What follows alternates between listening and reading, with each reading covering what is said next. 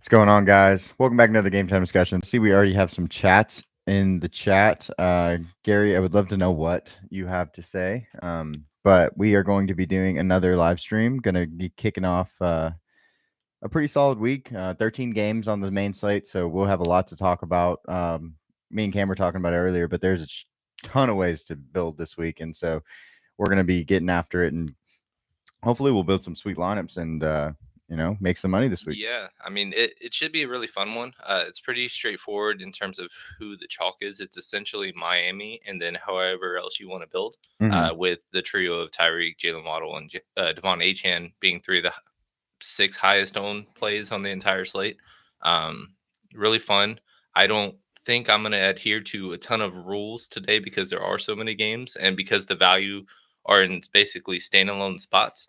But it's a fun way to get different doing that. And then also, it's just completely wide open. We've seen back-to-back weeks where the $1 million line was a single stack double bring back. Yeah. So I'm not going to just force, doubles and single returns in game environments that I don't love. Just as an example, if we're gonna be talking about Jameis Winston later, if we're doing a single or even a double with him, forcing a bring back when Zay Flowers is banged up, expected to play, but him playing just makes me uninterested in everything else. Right. So it's just kind of like I'm not going to force things in spots that I don't want. I just want good game environments and good value. Yeah, there's a game I was going to ask you about later. Not trying to force anything, and it's one of our most exposed games. So we'll talk about that in a little while. But let's talk about some. Let me share the screen. Why don't I do that? That seems important. Let's talk about the. Go ahead. Okay, go ahead. No. It's a quick tangent. But we have a couple Aggies in our group chat or our chat so far. Talking about top 10 because A&M comes back and beats LSU, and right on the fringe of top 10, but essentially everybody right in front of them also had either dominant wins or are just so far ahead that you wonder how far, other than just leapfrogging LSU, obviously, they could possibly go. Obviously, y'all will go more in depth on your college football recap with Dusty later, this upcoming week. But just quick thoughts on that at all? Oh, well, I kind of looked at it yesterday, and I'm like, well, I think A&M either moves to 10 or 11, but Notre Dame, Clemson didn't play this week, so Clemson will probably stay, but obviously LSU will fall out. So everybody's going to move up one spot naturally. A&M started at 14, so I'd expect them to leapfrog possibly both. If they're going to leapfrog the Big 12 teams, they're going to leapfrog both of them. Right. If they're not going to leapfrog them, they'll stay right behind them. That's so what I was kind of curious that's who it because is. Both Clemson, who's been pretty dominant since their, opener loss to Georgia, and Iowa State, who's undefeated, both were on bye, but they were also 4 and 5 spots respectively above them. So how really high or how far can someone drop on bye? Well, typically you don't really see anything other than maybe just 1 or even 2 spots. So earlier in the year, we actually talked about this a lot because there were teams that have been shuffled pretty good amount based on their buys, and I thought that was interesting. I think the committee will say this win by Texas A&M because it was dominant. It was a pretty dominant win. It was an all second half win. I mean, they went up 31-6. I think we talked about it yesterday. So the fact that they won that game in that way will probably bode better because Iowa State came off of a 38-35 win against UCF, and that's not a good win in that way. So they might be able to find a way to jump them, but BYU actually in turn beat UCF by a pretty wide margin. So it's a little up in the air, but I don't really know that it matters right now because those teams still have to play. Maybe we'll do the 1A, 1B, 1C. It's kind of the committee's been doing of which late. Is gross. Yeah, just had a quick college football question since that was a really fun game to watch. Yeah. And then we had some a dog in the fight, so to speak, with some friends and stuff. So. Oh yeah, A&M is Dustin's team. He's the with me on the college football show. So it was. I went to his house and watched the game. It was a lot of fun. You might need a different jersey or something. He already ordered it. Actually, funny enough, we're going to talk about that tomorrow. But he actually ordered it already. Funny. Sweet. So let me pull the. My super dog was the first time I lost my super dog. It was by 1 point. I know that crap. What a heartbreaking. I wanted him to go by 2. I wanted him to go for 2 last night, man. Yeah. I was like, Mike, just do it. Why not? Who cares? Best Yeah, I bad mean beat ever. it was working really well, and then I guess Miami kind of ran away within the third quarter, We and just they were couldn't get playing our catch up. quarterback figured out, Yeah, man. I saw something about Florida State. There's like 6 teams out of like 300 plus college football teams in all divisions. Only 6 have not scored 20 points, and Yeah, they're the only Division One team in it's the entire. it's embarrassing. Mm. It's actually And embarrassing, they were and I preseason top 10. can't So wait for Mike Norvell to be fired. yeah, It's gonna be awesome. Mm. Yes, Steele, we will talk about the Browns a lot, my guy. We're gonna be talking about Jameis Winston and his beautiful arm all day long. Don't you worry about it. Super excited about him. But yeah, let's get to picks because we got to get going. Looking at this, Look at that lone wolf up there. Cam Woo! got the right pick on Man. Thursday Night Football. The only one out of everybody. I expected Minnesota to win, but I will say after Puka and Cooper Cup were ruled in and TJ was ruled out, I was like, okay, this is a lot closer game. But because I had it at a 10-point game before that, but that's because Matthew Stafford had just been so terrible. Right.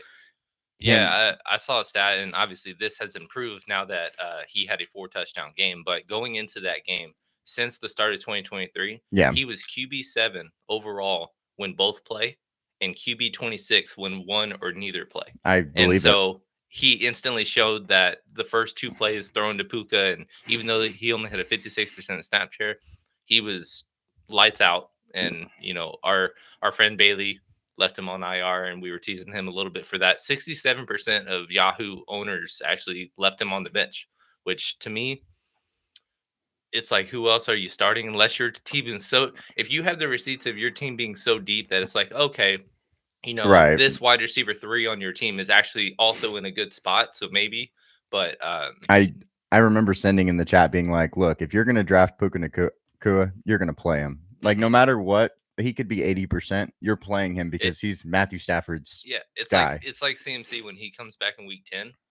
You're not going to bench him saying, "Oh, he's only probably going to play 40% of this." No, when he does play, they're going to let him touch the ball. Yeah, That's 40% of the time. Exactly. Like of the whole. It might not snap be count. a 20-point outing, but it's going to be something. And so, but yeah, that, and then also one of the most notable things, Christian Darrisaw, well on to another Pro Bowl, possible All-Pro year, his 3rd straight year, at least 2.5, having at least an 80+ PFF grade in tackles. He's one of the only 2 or 3 to do that in the entire NFL, and he got rolled up on, and he is now out for the year. I don't know if they've officially diagnosed what the injury is, but it is season ending, which is very unfortunate for Minnesota. It's ACL and MCL. ACL.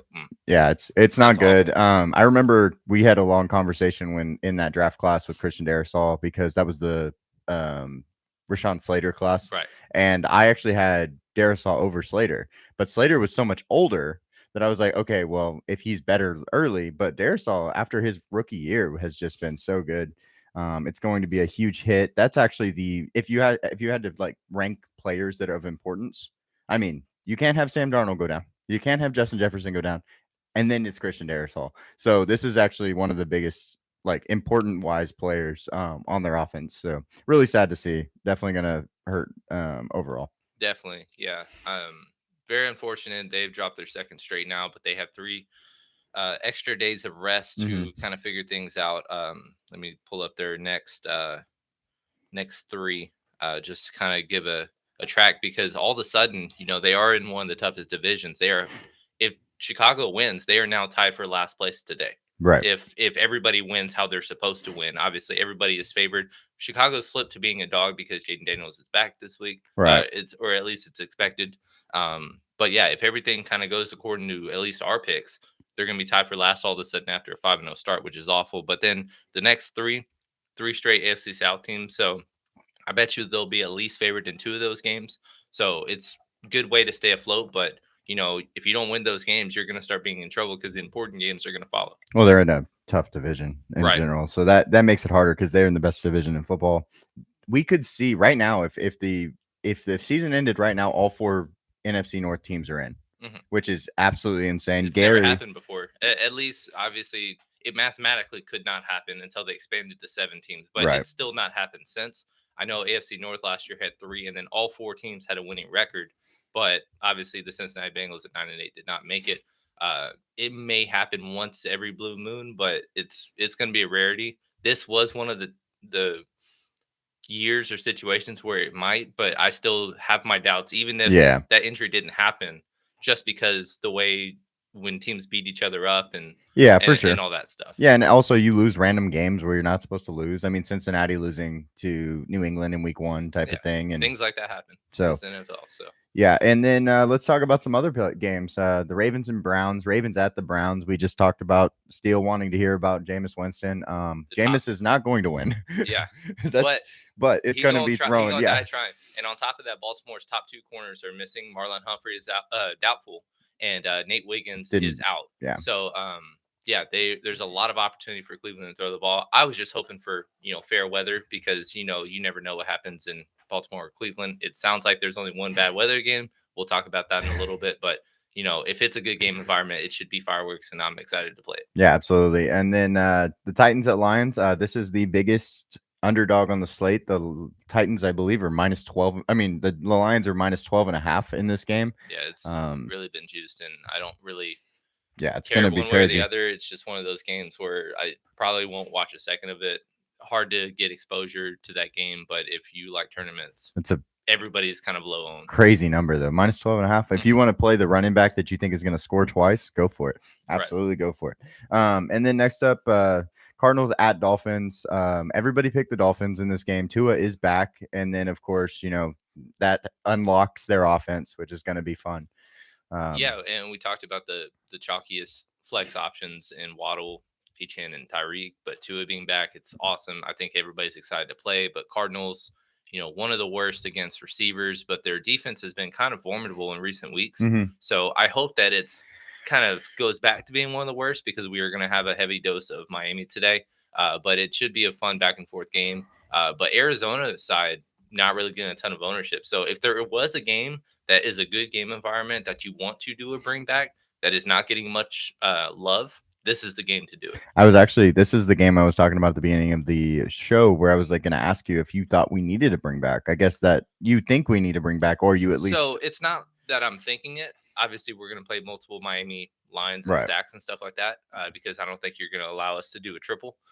But if we are going to do multiple lines, I would like one with some Arizona exposure, because you look at it, like the highest owned Arizona Cardinal is James Conner at 5.8%, according to RotoWire. So Trey's basically 5% or less. Marvin Harrison 4%, and he's the cheapest he's been all year. So those kinds of things, it's like if we're playing 5-6 lines, one line you're going to be heavily over the field on, and so that's why kind of two kind of different things or thoughts in my head, and that was one of them when I was kind of thinking about how we wanted to build and attack today's slate. For sure. And then one of the more boring games on the slate is the Jets and the Patriots. Everybody picking the Jets.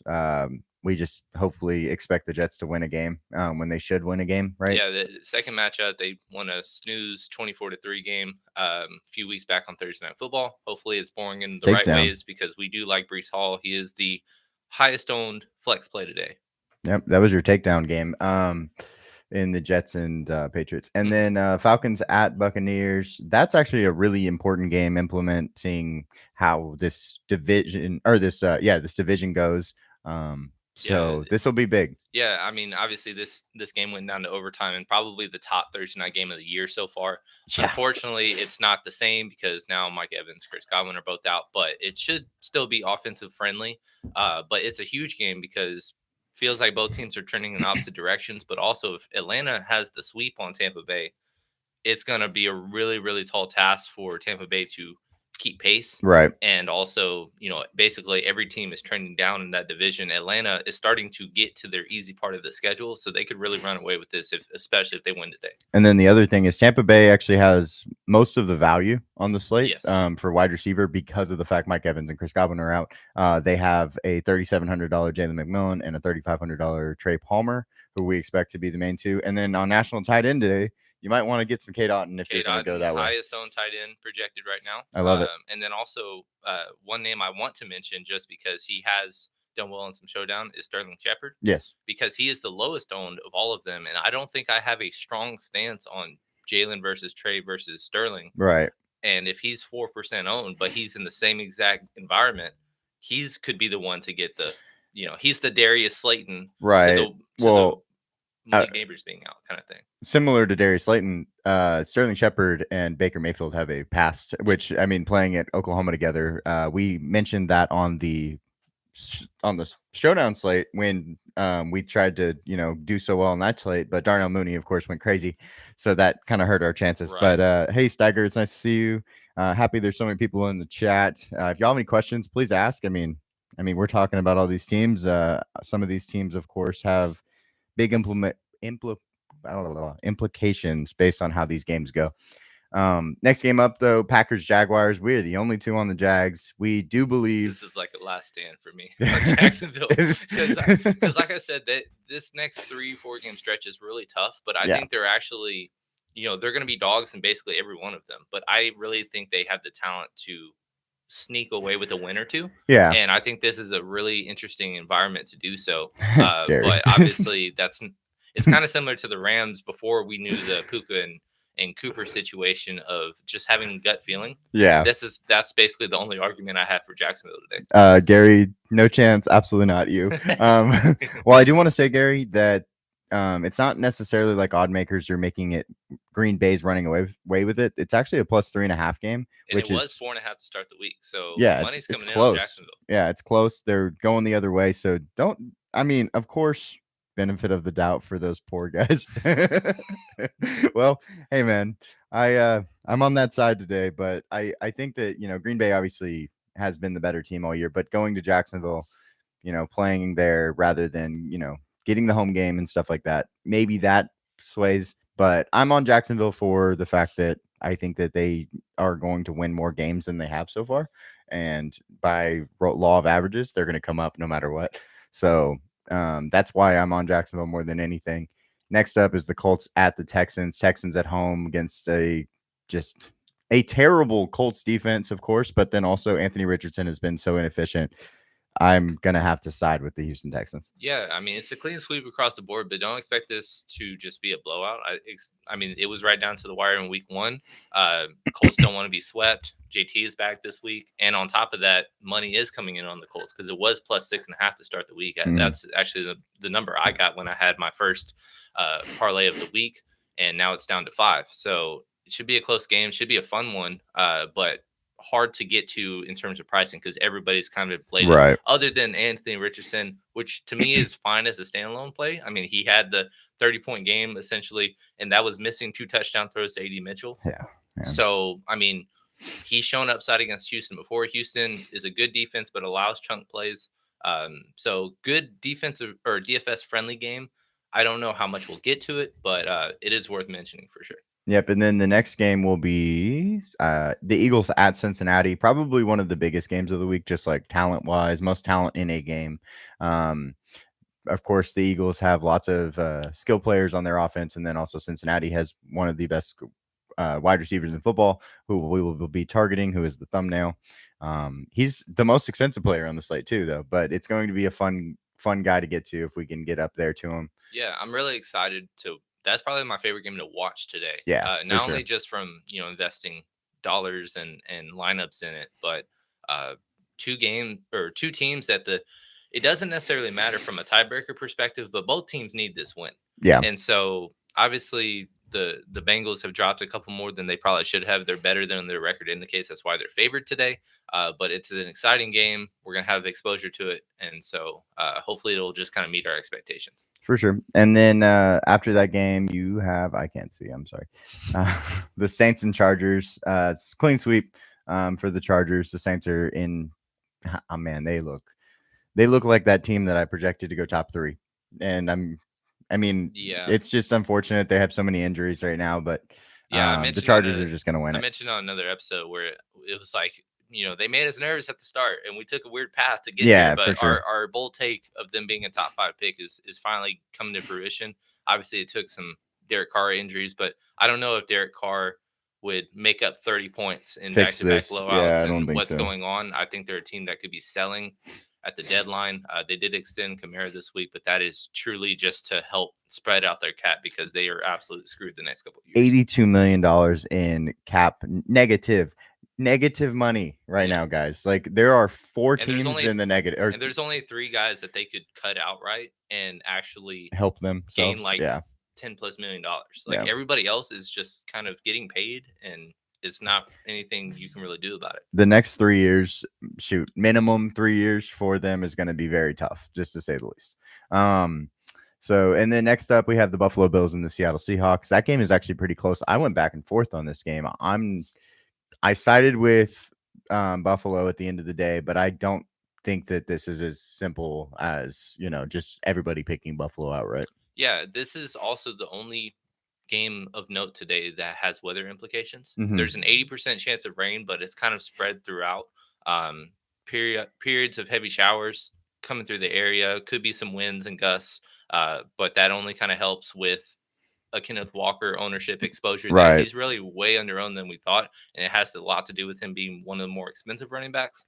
But yeah, it's a good game environment for the run game. If you like sexy smash mouth football, that's the game for you today. It's also the reason I think Seattle could win it too is because it's also cross country. It's on the other side of the country. That's tough for a team. They're at -3, Buffalo is, but I think that game's pretty close. And I think the -3 is something I would just kind of stay away from and not bet. But I think it's a fun game for sure. Right. Next up, Chicago Bears versus the at the Washington Commanders. Everybody goes Chicago. I'm actually kind of surprised by that because Washington has been so good. I know Jaden Daniels is most likely. I don't know if he got ruled out completely yet. No, he's going to play today. He's going to play. Oh, well, then I'm even more surprised. And you can indicate that in the odds because Chicago is up to 2.5-point favorite all week, and now they're a 1-point dog. So those kind of odd shift overnight usually only happens. They did not elevate anybody from the practice squad at quarterback, so that's another indication that he's going to play. He is a true game time decision, but yeah, I mean, I agree with you. If he is going to play, I think a few others would probably expect him or them to be favored and win. I would still pick Chicago even if he does play, just because I think they are the better team. They are also coming off a bye. Their defense is awesome. Their defense is awesome, and again, what I was saying is that this is the number 1 pick versus number 2 pick game that I was really hoping they flexed it into a 3 o'clock game, so it should be one of the funnest games on the slate today. From a football perspective. Yep, for sure. And then this one's fun. The Panthers at the Denver Broncos. Just pick Denver. Every single thing points to Denver. They're at home. Bryce Young's back in, but both Deontay Johnson and Adam Thielen are out. Defense has been terrible for the Panthers. I'm playing a lot of Denver defense today. Yeah, as much as I can. Also, Bryce Young is back in the fold. Obviously, Andy Dalton is doubtful with the thumb injury. So this wasn't purely we're going back to him. I'm not sure if it'll stay that way. He probably has to play his way into it, and he has really nothing to work with, and it's unfortunate for him. But Denver defense just keeps coming through for us. So they are one of the most expensive ones. But like I mentioned in our first look this yes. But like I mentioned this week, a lot of the defenses up top are really in great spots against either backup quarterbacks at home, big favorites. So Denver is one of those teams that, on top of being a big favorite at home, they're producing defensively with stats. Right. And so they came through a big way with this on the showdown this past week, and we're going to go right back to them. So the next 3 games are all runaways. Kansas City at the Raiders, 6-6. San Francisco at home against the Cowboys, 6-6, and then the Steelers at home versus the Giants, 6-6. Any of these that stand out? I mean, it's the revenge game of the talking trash. Obviously, the Raiders on Christmas Day upset Kansas City last year in the offseason. They're doing Kermit the Frog jokes, puppet, burning jerseys and stuff, and Mahomes, the narrative of it'll get handled when it gets handled. Well, today's the day. And I did say way back when that we're going to heavily focus on stacking this when it happens because he's just going to go off. Well, one, didn't expect him to only have 3 touchdowns through 7 weeks. Right. And also, Rashee Rice Pacheco going down, not really a bunch of options to stack him with. And he's expensive. It's not a good game spot for him, but I could expect him to just play pissed off today. He could absolutely have 350 yards and no one would be surprised by it. At the same time, though, like you said, it's not really worth getting to him. They're undefeated and he has 3 touchdowns. It's just ridiculous. Yeah, I love football. Absolutely. Yeah, shit happens like that all the time where you just like, how does that make sense? And it works out the way it does. So. Kareem Hunt getting pulled off the streets, having 22 plus touches every game. So Yeah. it's a whole thing. Yep. I was wrong on Minnesota. I will take that L because I did have them at a 10-point win. So -3. Cam got it right. We're both picking Jacksonville, and we're both picking Chicago. And then I went with the Pittsburgh Steelers -5.5. You went San Francisco -5.5. The other games, though, are the ones that are interesting to me. Right. Yeah. I Ones mean, in the middle. Yeah, with Tampa Bay, I understand the pick doing it if you're going to pick them outright. But I'm just on the other side of it. Cincinnati, kind of a similar ordeal of like, I'm not going to just pick Cincinnati to win, technically upset the Eagles and just not have them cover the 2.5. Right. But a lot of these are big spreads that against bad situations that I know the big dog has just absolutely smashed at covering this year, but I don't want to pick the Titans or the Carolina Panthers to cover or any of these big dogs today. Cleveland made some sense to me. Yeah, I get that one. At 8.5, but then it got bet down to 8, and I was like, yeah, no, I get it. I can't do it today. Well, I will say, this is the NFL. A lot of parity happens, and these are all good football players. Just because a quarterback's out doesn't necessarily mean that the other guys aren't going to go play. 23 other, or 21 other guys. So, of course, that's a good reason to not want to pick a team that's plus 12.5. I get it. Right. But yeah. So looking up at the next. Oh, we didn't even go over this one, but it didn't work. Let me go to the DraftKings. First slate will be early only, I believe. Yep. Okay, let's go to it. Yeah, it should be a fun one. Really on this game, and again, what I said was just it. Basically, the chalk is Miami, and after that, it's really a couple standalone plays as like a Kate Otten as the chalkiest tight end, right? Brees Hall, the chalkiest running back, etc. But also some of the ownership needs to kind of adjust itself because Higgins is one of the 5 highest owned skill players, and he I think is trending towards not playing today. So that would be a huge deal. From an ownership perspective, because he's the only one in that middle 6K range for receiver that's actually getting any kind of ownership. If I pull up, let's see, the 6,000 range. I mean, you got 4%, 6%, 7%. He's double the field on everybody basically as the preference because he's warranted that. He's actually getting just as much looks and target share as Jamar Chase. He just hasn't scored every week like Jamar is currently on doing. So it'll be interesting to see how we adjust once we get that news. But that is definitely the biggest news that we're waiting on, and now when the inactive list comes out. We do have a hopeful tag to this quad. I don't know what that means necessarily, but we'll see, because I think that that's just coach talk for the most part. Right. We actually have a ton of quarterbacks on this slate that we need to talk about. I'm just going to run through them. I don't think we need to just go and do every single player with them. We can kind of talk about them as we go. But Jalen Hurts is the first guy on the board. We actually have 2 studs on this one, or maybe even 3 if you want to keep. Yeah, let's say 3 studs. We have Jalen Hurts, Joe Burrow, and CJ Stroud. All of them in solid game environments, fun games for the Philadelphia and Cincinnati game. And then CJ Stroud gets Indy's defense, who's just been atrocious. So with Jalen Hurts, though, easy to stack. Pick which favorite receiver you want. I think it's AJ Brown. He's had the most fantasy points per game so far this year. So yeah, he hasn't not had a 20-point game. Obviously, Devontae Smith had a poor game last week, -2 yards is what he finished with. So he ended the game with less yards than he came in with. But it's still a good game environment for both teams. I was wrong. AJ Brown actually 19.9. So forgive me for saying that he hasn't hit 20, but he hasn't. He scored in every single game he's played.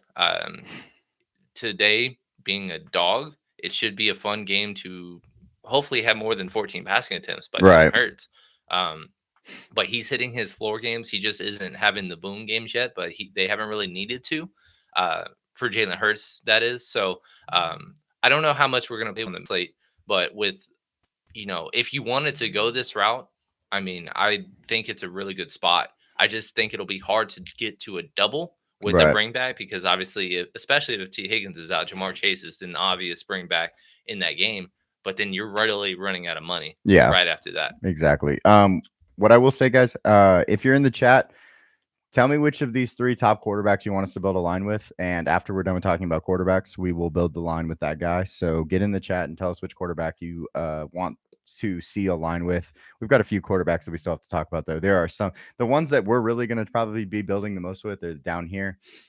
We have Kirk Cousins, who we had talked about on our previous show. Played Tampa Bay, had 511 passing yards last time he played Tampa Bay. Yeah. Completely different game without Chris Godwin and Mike Evans on the other side. But how poetic is it going to be if he has 300 yards again and Bijan gets 100 receiving? I would be 5 on now. Right, his receiving 109 passing yards and couldn't go. Bijan couldn't go over 24 and a half, guys. Craziness. But so yeah, here's he's actually had game. Some pedestrian games. Like he's sandwiched 12-point or lower floors with that 38-point game that he was the top quarterback on the entire week with 38. So it's kind of interesting, especially like the passing attempt wise, like he's not really hitting a ton except for that one really good game environment. Right. So he is modestly priced. Ownership wise, it'll be interesting to see. But Drake London is an obvious play with him. He's the same price as Bijan. So I think they'll kind of split ownership, but obviously people will be playing Bijan to Kirk than Drake London with the Kirk. And then Darnell Mooney, who had a 2-touchdown, 100-yard game in that same game. Yep. He's 58, I believe. Yeah. So not cheap, but he'll be expensive. And I don't think a ton of people will beat him. I'm actually pulling up the main ownership, and Darnell Mooney is at 5%. So really easy and reasonable to do that double. And then also want to mention Kyle Pitts being 4,400. It's an uncomfortable name his whole career to play, but 55 more receiving yards. He just hasn't scored. But in the tight end slate where essentially everybody's going elsewhere and he's less than 4% owned, and in cash games, single entry games, he'll probably be even less than that.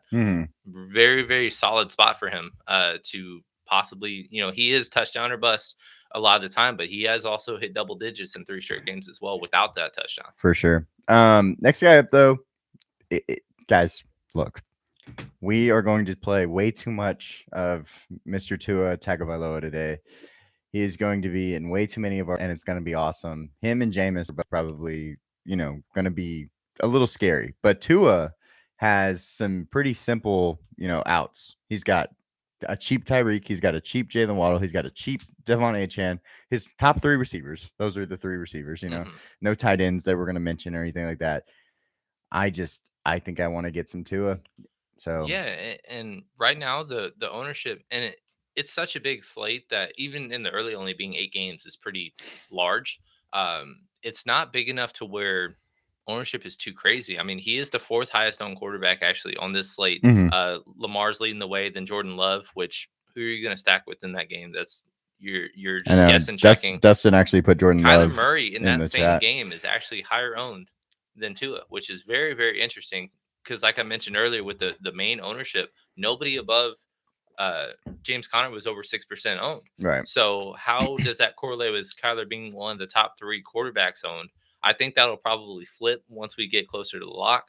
But yeah, it's not crazy ownership. And on top of that, doing interesting things like doing a double with Tyreek Hill and a Devon Achane instead of a Jalen Waddle, who's also cheap, are interesting ways and routes to go. Yeah, in the C200, he had an awful sense Tua went down, but when Tua was playing, as you can see, caught all 14 of his targets. He was basically a wide receiver 2, and then also had the running back workload. Obviously, the week 2 that was without Raheem Mostert, and I'm surprised he got up to 29 playing from behind like they were after Tua went down, being down 3 scores and still hitting basically 30 points. But he hasn't scored, I believe, since that game. It's a good get right spot for him. And if you're going to allow him to play out wide and just get him in space, he can break away at any time. It's only coming. So, it's a great spot for him. Yep. And we're going to play a lot of Tyreek Hill. If we play Tua, we're playing Tyreek. They'll just go together. The last guy on our list, and it looks like Dustin, you sent Jordan Love. That was not one of the options. I love it, but we're not going to be playing Jordan Love today. We're going to try to go off of him because it's just so hard to stack him. Who do you want to stack him with? Well, Romeo Doubs. Well, Romeo Doubs had 2 touchdowns and like 4 receptions for 30 yards or something one game. Christian Watson goes for 60 in one game, and then you got Jaden Reed, who you have to stack with him. Have to. He's the main guy. But then he's coming off But he's back-to-back been terrible duds. recently. He's been banged up. Basically, from an ownership perspective, it makes sense because he is the second highest owned quarterback, but every single receiver is lower than 10% owned. Right. So that's just kind of shows you the uncertainty in how when people are doing it, you don't know what really they're doing, what areas they're going to. Really, probably Tucker Kraft would make the most sense to me, but him being 8% owned and being one of the top 5 owned tight ends kind of turns me off a little bit as well. Right. And then the last guy for Steele. Hopefully Steele is still hanging out with us, but we're gonna talk some Jameis Winston. He is. I'm so excited, and I keep putting that out there. We talked about it in the in our group chats. We talked about it in Discord. If you're in Discord, you're missing out because we're getting lines super early. But we talked about Jameis as finally being back. He's going to rip it as much as he can. Actually, I did a short on him. Like I forgot that we did a short on him, but he's just there to throw the ball as far and as much as he possibly can, possibly even 40 times if they give him the opportunity, trying to get 300 plus yards, and he will die on the hill of I'll throw 5 touchdowns, but I'll throw 10 interceptions in this one game type of thing. Right. So, and it's actually interesting. I did bring up Arizona's ownership being under 6%, but Trey McBride in the early on the slate, his ownership is almost doubled. So he is the second highest owned tight end. So I guess that's where people in Kyler stacks are going. He is the cheapest he's been all year, and he has been steady despite not having a receiving touchdown yet to date. But as soon as the prices came out, especially after last week's showing, David Njoku was the easy standout to me. Right. He is the third highest owned tight end, but it is pretty spread out. He's at 8% owned. But then every other Cleveland receiver is a true value.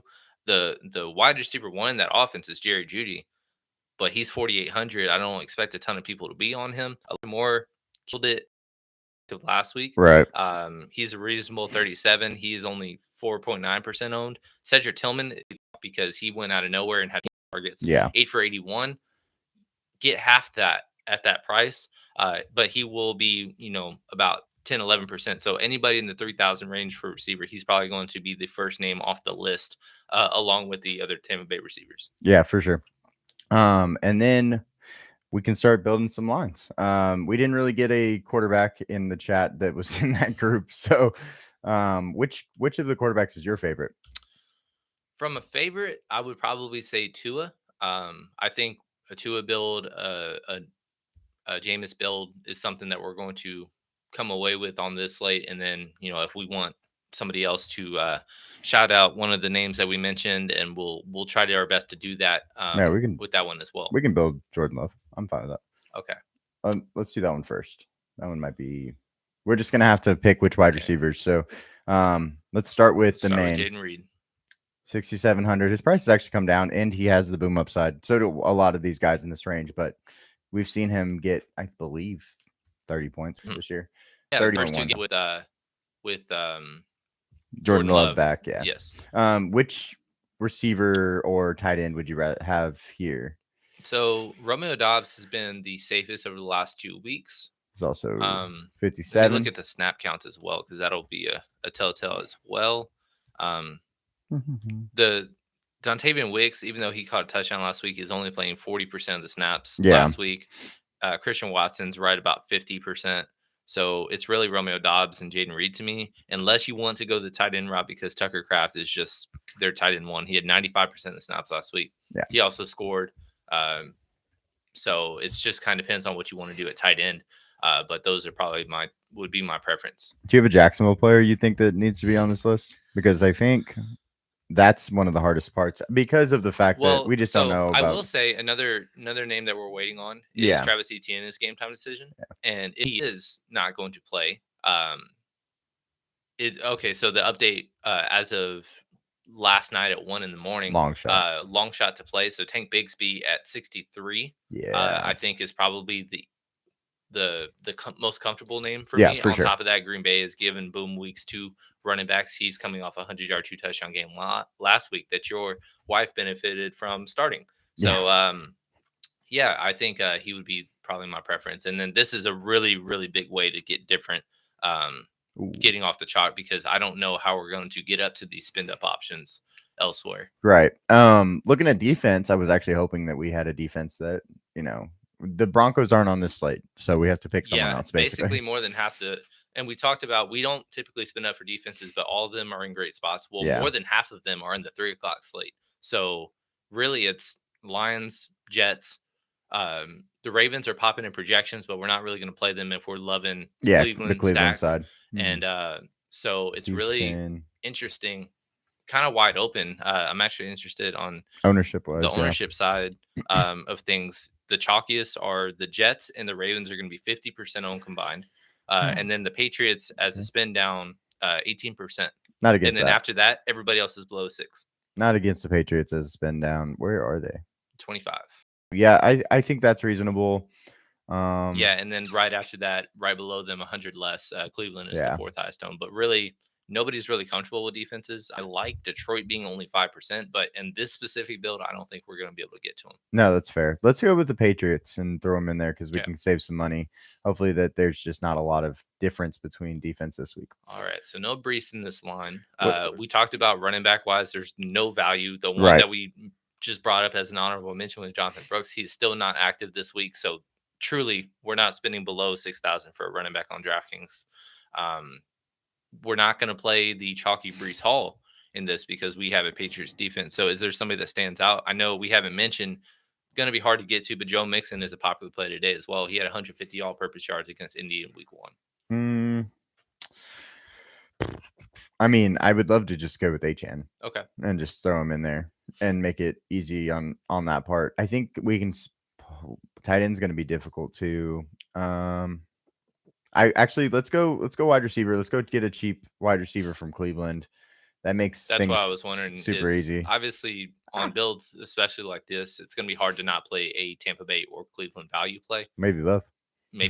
Yeah, there's going to be lines that we play both because we're spending up on guys. So doing that makes sense. And then, 61 is actually a pretty decent. Yeah, it's a lot of money. Tight end wise, it's really Njoku, but we also just play the Cleveland guy. We can spend up to a Tampa Bay guy, or we can go all the way down to K. Dotton, who's the most popular tight end, and that really opens up some space. Yeah, he's a sweet price. 8,700 is a lot of money. Who's the highest price guy on this slate. So yeah, I really like that. That's pretty solid. $1,300 to go from Jamar. 7,200 would be, you could go Bijan, and if you wanted to go with the Lions, or Drake London, yeah. I think if you had to decide between the two at the same price without the influence of a Kirk Cousins decision, I think you would probably prefer Drake London. I think so. So I might be on the Bijan side. Maybe it's tough. That's close. But it's really, really. They should close. not have done that. But I just know I would be doing ownership manipulation or actually Bijan is, at least on this slate, the higher owned guy. It's basically both of them combining for about 20% per. But yeah, this is a pretty solid build. And again, I don't think that this is the type of slate, even in the early only, where you have to force doubles and bring backs and stuff like that. We actually did with our double, with the Tank Bigsby. But if you didn't want to go that route, because there are a lot of good running back plays today, not as many on the early only, but at least in the 6K range, because you got Joe Mixon, Brees Hall, Bijan up there, all those guys. So whatever you want to do in that route, but yeah, it's a pretty solid first look. All right, let's clear it off. Let's get Tua going, because it's a pretty. Let's just throw all the guys in for Tua. I mean, he's pretty easy as long as you decide if you want Jalen Waddle or if you want Devon Achane. Which side do you want today? All right, or just to look at least. So, who would be if Etienne ends up not playing? Is there a way, at least on the early only, to get away from Tank, or is that just somebody that you really just want to? You would have attack? I mean, I think Achane is still better than Tank.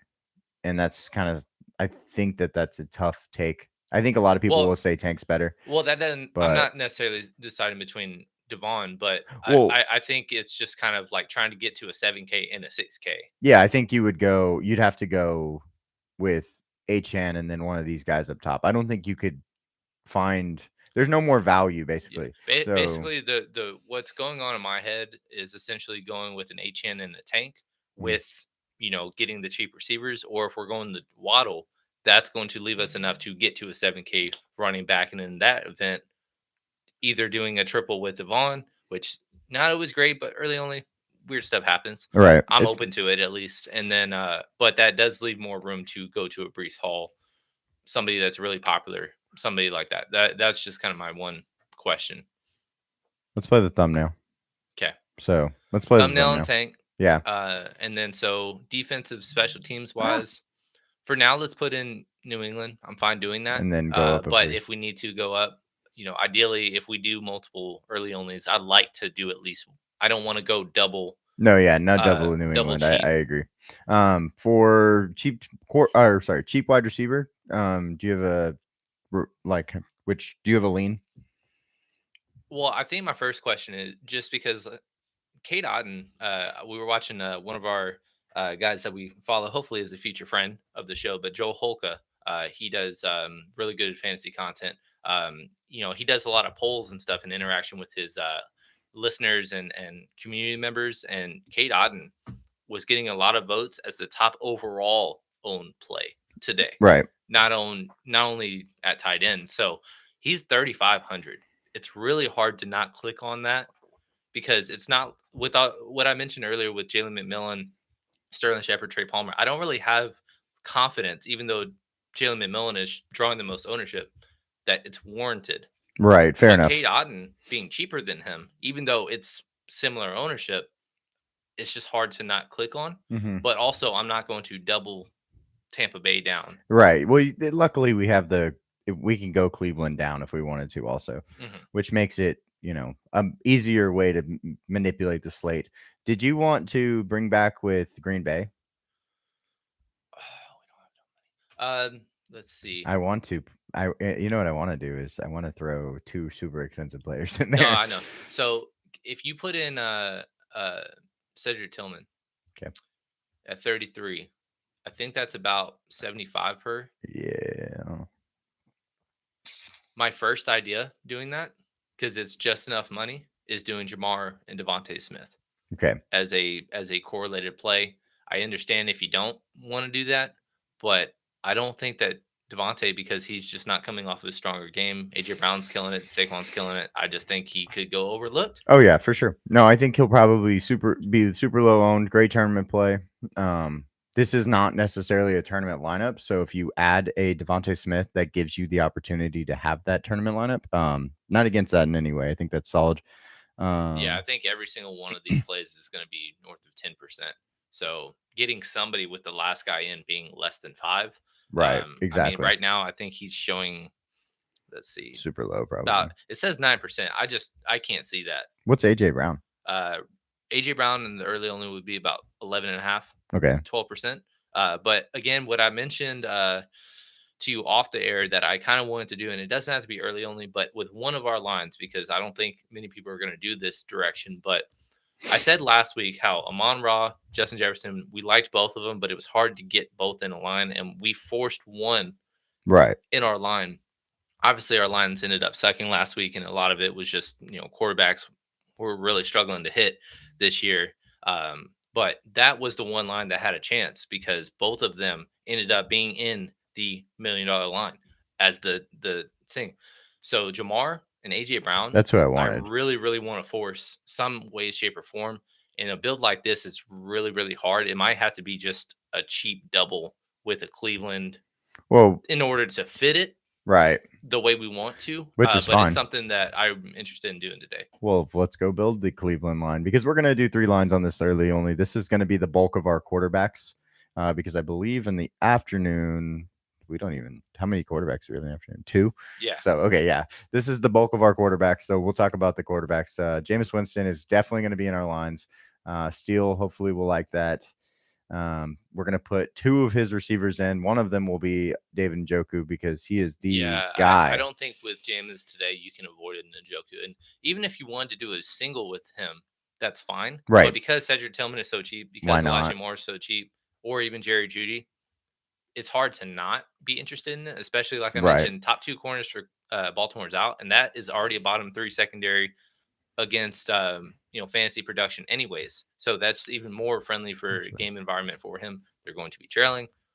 He's not afraid to sling it, like we said. Yeah. His passing yards prop is actually 11 yards over what we got him at. Yeah. So Hopefully y'all were paying attention when we did again, that, because oh my gosh, he is now almost 240. right. So probably my preference is Cedric. Mm-hmm. If that's what interests you. Let me look at what Jameis's ownership is actually, because I don't think he was pulling at 2%. So basically, all of the Cleveland plays will have some ownership, but nobody's really going to stack, and then Right. also really nobody's going to double. So and that's just early only numbers. So I'm fine doing that in this build. So I have a question about where pre-snap the corners lined up, because I think that that's an interesting thought, because I know that I believe Cedric Tillman comes out of the slot with Jerry Jeudy most of the time, but now with the fact that he's going to have to play somewhere else, basically. I just wanted to see. So this week, Brandon Stevens. Let's see. Okay, Brandon Stevens stays on the right. Jerry Jeudy plays every. Oh, they all. Okay. So basically, all the receivers play every spot. They move the whole time. Okay, so that makes more sense. Well, Cedric Tillman being, obviously he had basically no production the first few weeks, but this was the first game in sample size without Amari Cooper, who had been north of 80% every single game this season. Right. Instantly, Cedric Tillman steps in and has 82% of the snaps, and then also has, I don't know if it's a career game. I don't know if he's popped off before as a known guy, but 8 for 81, 82% owned. I'm sorry, 82% of the snaps. He's 3,300. Yeah. It's really hard to not just click him, especially in a Cleveland build. I'm just fine doing the double. I'm just fine. Yeah, you don't want any Baltimore. No. Okay. I actually built a first look with Rashad Bateman, but that was without knowing the expected to play with Zay. If you want to, he's 4,300. He's really low owned, and he's worth a click. Right. If you looked at what he's done, he had 100 yards and a touchdown this past week. Sorry. Who are you talking about? My bad. Rashad Bateman. Oh, Rashad Bateman. Yeah, yes. All the way down to 43. It's just really interesting and easy to click him. He's not getting enough targets aside of week 5, but he's got 3 touchdowns in 5 games. He's been at least 11 points in 4 of the 5. Exactly. And Zay Flowers is banged up, so he's a very solid tournament play today. But I don't know if I need to force him. I was much more interested in him if Zay did not play. Yeah, for sure. That's fair. But he is still getting the targets when Zay plays. Zay did get injured last game, came out for a little while, should have stayed out because he did not do any. He was just a nice decoy out there. The reboot would have been awesome on everything. But so yeah, let's not get any.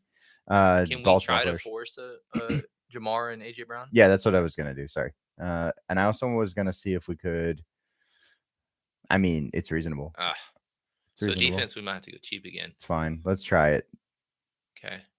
And then 2 running backs. I can find a solid flex. I mean, I have a fun idea. Who? It's National Tight End Day. It is. Do you want to double go up? with Njoku and Cade Otton. Again, Cade Otton is the cheapest Tampa Bay player or skill player, but he's the most owned guy. I think he's tied with Trey Palmer. Okay, well, right. I think so. Still, I'd rather play a Fair enough. No, for sure. And I don't think anybody's playing Cade Otton as a flex play today, especially with Njoku. I think that's, even though they are 2 of the 3 highest owned tight ends on the early on the slate, right? Nobody's playing them together. And on top of that, look at what we can afford now. Oh yeah, no, it's beautiful. The only thing is right now we're not playing any Miami. Obviously, I don't even know if so putting Devon Achane, that's enough for Breece Hall, who's chalky. Yeah. But we've done a lot of tournament-esque things. All these guys are in great spots. But if you didn't like that and you wanted to get a little even more different and go down to a Tank Bigsby again, I think that's enough to afford a Jets defense. I think it's just short for Detroit. $100 short, I believe. Mm-hmm. Yeah, but close. I mean, I still like the Jets. They were in the optimal line in the showdown that we played. Only allowed 3 points against the Patriots, but that was also against Jacoby Brissett. Yeah, do it that way. You could. Do you have a preference between a Breece and a? Well, you can't go Breece in New England, can you? I don't think so. We can try. Oh no, that's what I just had. No, you can. That's what I just had. But strategically, is that making the most sense? It's kind of like it's like you're rooting for this side and that side, and you're hoping for this happy medium where you just need a pick 6. Oh yeah. Just need a pick six. Just pick it off. Yeah. Return it for a touchdown. Just make it work that way. Come on, Christian Gonzalez. Yeah, exactly. Yeah, I think that would be weird, but it's not like I don't think it's never happened where it worked out No, perfectly. yeah. Like, but yeah, I think if I mean, shoot, Kyron, I had Kyron in Minnesota. That didn't work out. So, I mean, there you go. Let's put Brees in. Oh my gosh, that's tough. Well, we haven't played a Brees early only yet, and I don't want to just be unowned. Right. So let's put in Brees. And then go to a different defense. Maybe. Sure. Mm. A little nerve-wracking. We could also play Bijan here. Just saying, if we wanted to. Atlanta against Tampa. Does that Okay. interest you at all? I'm not against it. We still have this situation, but it's not Brees. But at it's least. instead of K Dot, Yeah. K Dot. He can get you 10, and you can still be scoreless sure. or something. But I mean, if you're looking at the Falcons ownership, let me pull them up. Atlanta, 4% owned, so way down. That's different in its head. So I don't know. I'm not against it. I'm just throwing stuff together, hoping shit sticks. Let's go to the afternoon slate. I actually like that. I think that line, when we're on main, we're going to be able to find something that works really well. Oh yeah, because that gives us an extra 5 games. Right. So let's go to the afternoon slate. We actually, I think we're playing most of the early only slate, player wise. I don't know. Early. Than being in the early games. Said in terms of quarterbacks that we're targeting, I don't think we're doing any kind of single or double stacks in our main lines with any of these quarterbacks in the afternoon. I mean, we'll debrief them, but Josh Allen game. If you think he's just going to be a running back, cool. I wouldn't stack him. On top of that, Jaden Daniels is injured, but also against Chicago, who's top 3 against quarterbacks this year, and off a bye, and he's banged up and all that stuff. Mahomes in the narrative. You got Caleb Williams, 6,000, pretty modest price in a good offensive game environment. Yeah. Geno Smith has been a chalky play below 6K in recent weeks. He's been formidable, but also not only without DK Metcalf this week, same with Josh Allen being a bad weather game. Third on the slate. Bo Nix is actually one of the chalkiest quarterbacks on the entire main slate today. So he might pull the most ownership, but what Denver player are we playing? He's actually pulling in 34% ownership on afternoon. And the next highest owned is Caleb Williams at 15. That's what do you do? What do you do with that? I hope he runs. I don't know. I mean, he's had 61 yards and 75 yards rushing, but like, who are you pairing? Javonte Williams is also Denver, a chalky guy, but you're talking ownership also. Cortland Sutton pulling 20% owned, and he didn't have a single damn target last week. Not only reception, a target. Give me Troy Franklin. Yeah, absolutely. If we're doing that, actually, I think it's a great bounce back spot for Vele. So Vele, 34. Yeah, he might be a last guy in.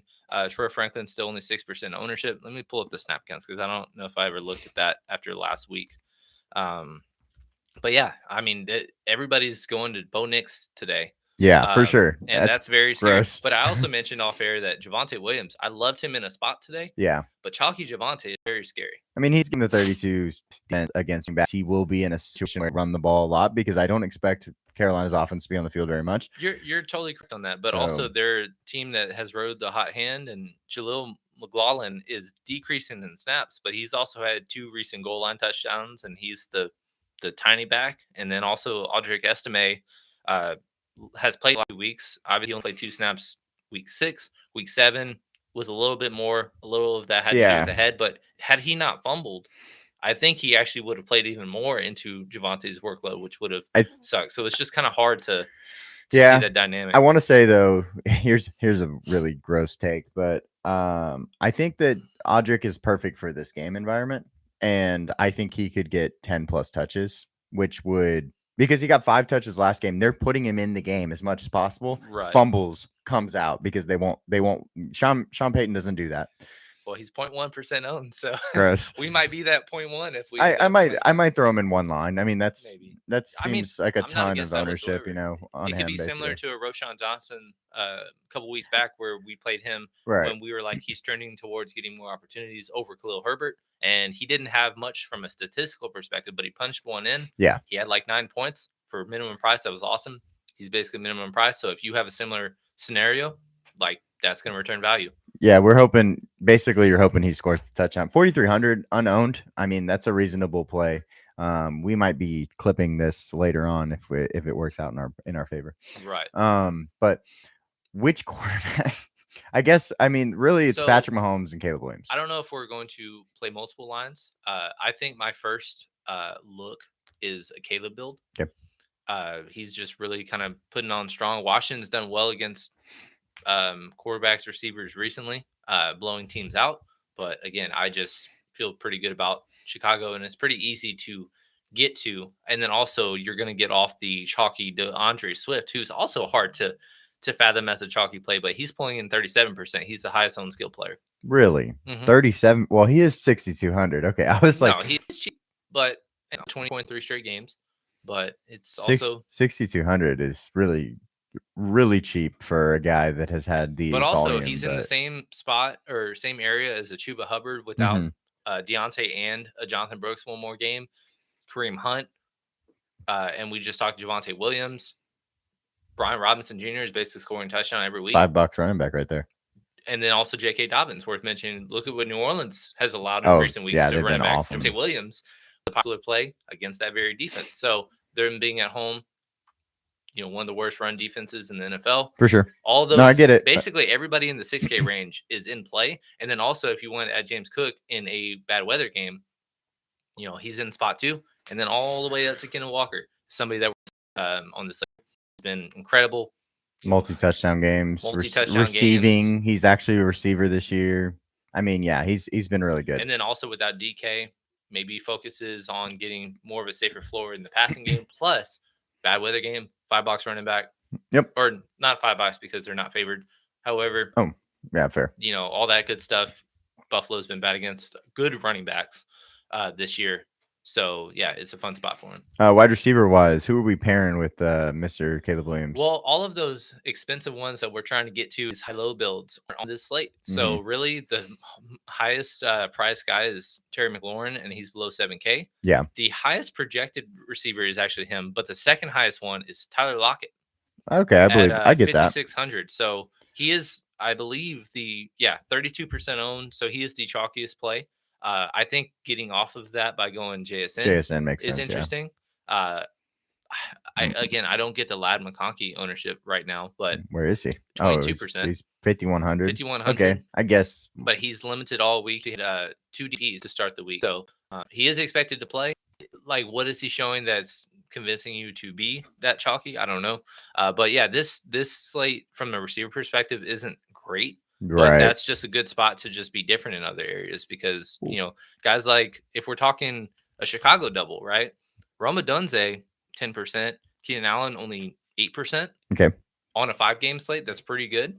And then on top of that, having DJ Moore, who, basically everybody's around 20 to 22% in the 6K range because by default, there's no one to spend up on. So let's just throw him in, though, because I think you have to have DJ Moore on a Caleb stack. Which other receiver? Keenan Allen's 5,800. I think that's reasonable. And I'm guessing Rome's way 51. Down here. Yes. Yeah. So I don't really have a preference. If I could get up to Keenan, I think I might put it that way. I'd rather win. I mean, look, obviously they were on this. I had a game other than last week where all 3 of them were healthy and able to play. All of them had the last 2 weeks, 80% of the snaps. So they're basically similar to Atlanta in the sense of all 3 of those are the only 3, and they're just riding them. So all saying that you're going to have 80% of the snaps, you're being under 6K. You could be the wide receiver too, because Cole Kmet has kind of vultured everything from them the last 2 weeks, and we're not really getting to him today. So, I'd probably prefer Keenan maybe. Yeah, I think Keenan. No, I'm on the Keenan side of it. I mean, like last week, 12 total targets to these 3 guys. Like, and also they were ahead a ton against Jacksonville, but Caleb had his 4 touchdown game. So I think going Keenan. Bring back wise, obviously Terry's probably the safest. It's worth mentioning because Zach Ertz has done well in recent weeks. Robinson, he's basically scoring a touchdown every single week. 4 straight games with the touchdown. Yeah, he has pass catching upside as well. He actually missed a game with a knee injury. He didn't have any issues at practice, so there's no concern there. He for a touchdown, his first touchdown last week, but very reasonably priced. It's okay. Yeah. Probably not going to get to him as a bring back, but he's just in the player pool. There's some tight ends I like to play, so I'd rather just. I think my favorite is going with Brian Robinson. Okay. And I think that if he's underweight, like under ownership wise, yeah, like let he me should pull up be the running back ownership, because I think that is a good way to get 13%. It's not crazy, but Terry's at also he's not in the 25, though. top. What is that, 4? He's the 9th highest owned running back. Yeah, that's so way obviously too low. Of all the 6K plus running backs, he is the lowest owned. So that is the way to get different over a chalky, or not necessarily chalky, but Terry McLaurin pulling in almost double the Exactly. ownership. Yeah, getting away from Terry McLaurin, not having to get his ownership, Again, and then Chicago's really good against the pass. Yeah. Running back What wise, Jalen they've been Johnson okay. against yeah. Terry McLaurin? I wonder what picking those Jalen are. Johnson. Yeah, all day long. Let me go actually have it. So I'll let you go over the next. Who do you want to talk about? So for the other essentially, game? at running back, I think this is because of the receiver and lack thereof, I think this is a great spot to go through running backs. Mhm. Brian Robinson, very solid tournament option. Like I said, the lowest owned of the bunch. But I really want to get to Kenneth Walker, especially in the afternoon slate, being lower owned.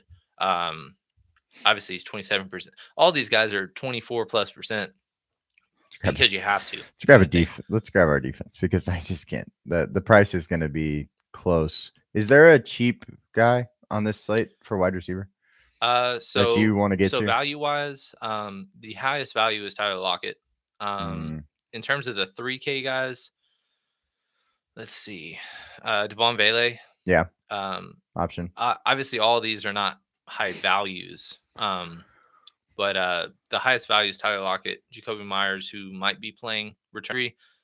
Trucker has been projected well, but has not been coming through in recent weeks. Devon Vele is probably the cheap guy to get to. Jalen Coker. Without Deontay Johnson. Yeah. Maybe. So I want to bring up this guy. Jake Bobo. Because he is going to be in place of DK Metcalf today. Okay. And so if you think that they're still going to throw the ball as much as they do, he's an option at 3,300 in my opinion. What's his ownership? I bet 6%. Literally. Oh, that's actually higher than I expected. But again, it's a 5-gamer, so yeah, obviously low owned compared to the field. But Devon Vele is actually kind of the exact same ownership, and Jalen Coker's at 6. Troy Franklin, another one we mentioned, he's at 41. Bub Means in a possible bounce back spot. I don't know. He's 3% actually. So, but I don't know if we'll need to go that cheap. So, I put Vele in. I was gonna see which tight end you wanted. I mean, there's so many good tight ends on the slate. Truly, maybe I want to. That's fine. I'm with you. So, Taysom Hill's back. The only tight end, or not the only tight end, but the main tight end I want to talk about is Brock Bowers. Okay. Because he is just only 5% owned. Yeah. Because he's so expensive, and it's hard to get the guys you want. Kansas City's dead last against tight ends. A lot of that was inflated because of Isaiah Likely, but they've also given up. I think they gave up 4 receptions for 40 yards instead of for Cincinnati. Right. And there's a couple of recent games where they've allowed tight end to go off. Brock Bowers is basically a wide receiver 1 for his team. Him being under 6% owned, I want to click on, especially on a slate like this. Yeah, I don't think we can fit him though. Oh yeah, we can. There's a will, there's a way. 4,200. I think actually there's probably somebody down there at the other tight end spot. I mean, I mean, Zach Ertz is still here. I do want to mention also Will Dissly. If you want to click on his game log, because he went off without Hayden Hurst. He's $3,000. He's questionable, but he's going to play. The biggest question in Hurst, because they run a lot of 2 tight end sets and just vultures kind of stuff. But 11 targets, 8 for 81. He has these occasional boom games, and his price obviously was set before that game happened. So him being only 3,000, he's a pretty good value. I think he's the 3rd highest rostered. No, I'm on the main slate. He's the highest rostered afternoon only tight end. So, and he's minimum price for if you want to consider a receiver. Okay. That opens up 1,200 to possibly get up somewhere else if you want to. Like Don Bailey. Yeah. Let's see. Not really. Yeah, a lot of IRs and outs. Josh Palmer, somebody worth mentioning. That would be 2 Charger guys though. Franklin. Oh, I think I'd rather just stay Vele and see what I can do with 4,200. We can get up from a Brian or we can I don't know. What's oh no, wrong one. Whoops, not that guy. But is it worth It could going go up to 1200? to go to JK. I probably feel a little better about him and his game environment. Okay. But we still have 700. I mean, it's okay to leave salary on the table. I think this is a slate where just you can looking leave around money on the table. Actually, this allows you to pick between Vele and Troy Franklin. If you want to go Troy Franklin over Vele, he's 4,100. So that could be an option. Yeah, I think with my first look, I actually faded Kenneth Walker, but this was also before we found out it was 80% chance of rain and stuff. So obviously, we're not going to build that any longer. But it is worth noting Tyler Lockett being in a pretty good value spot at 5,600. If we do play multiple lines, I don't know if we will, but if we do, we'll at least have one line with him in there, because they're basically the way to go in this slate is going kind of mid-priced or mid-tier receivers to kind of pair around. Area. I do want to make one more line with Caleb Williams. We'll keep him. I want to take Kenneth Walker out. I want to just kind of basically reconstruct this line, because I want to see a Seattle receiver in this instead of Kenneth Walker. Okay. Which Seattle receiver? Well, to get different, I think it's JSN. Yeah, I'm on the JSN train. Running back wise, we're not going Kenneth Walker, so you don't have to pay up all the way. That'll save some money. I think Kareem Hunt. Yeah, like Kareem Hunt a lot this week. Javonte Williams, we didn't play him last time, but he's a $5 running back this week. Okay, and then 3,400. That's back to Vele. Yeah, it's Vele. Yeah. Three. So both Williams and Vele. Go back to Disley. Go Disley if you want to. Yeah. Or you can go to down from Keenan Allen and go to Rome, and that leaves enough for Troy Franklin. Yeah. As an idea. What is? Oh my goodness! What is Rome's price? 51. 51, right? Yeah. Ooh, Rome. And we're playing Brock, of course, in this line. Is there another tight end you want to get to at all? Shoot, it would be cool to do if there was a way to do a Kelsey and Brock, just because. But I don't think there's any chance. There's just not much value on the slate to get 2.6K tight ends. But at the same time, because of there not being much at the receiver position, I mean, to me, JSN just as a standalone play, JSN versus Travis Kelsey being the same price essentially. Do you really have confidence that JSN is going to outscore Travis? No. So that's kind of a way to get different as well, because Travis Kelsey is only 6% owned too. So getting a 5% owned tight end and a 6% owned tight end, doubling it down, and then having enough for like I mentioned earlier, Troy Franklin. Yeah. Boom. One question, because I think it's interesting. I think Taysom Hill is a very, very interesting play today. I do this on the slate for the reason. So Taysom Hill was my must play on that slate before he got ruled out. One of my must plays on that slate. Him in the Denver defense.